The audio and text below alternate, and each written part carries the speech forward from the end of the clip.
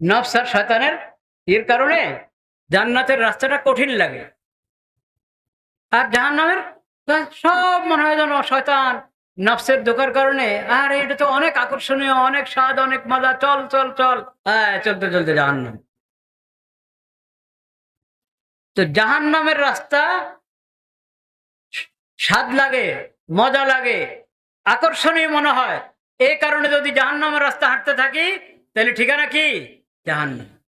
এই ধোঁকা খাওয়া যাবে না, এইভাবে ধোঁকা খেলে কবর থেকে শুরু হবে মুসিবত।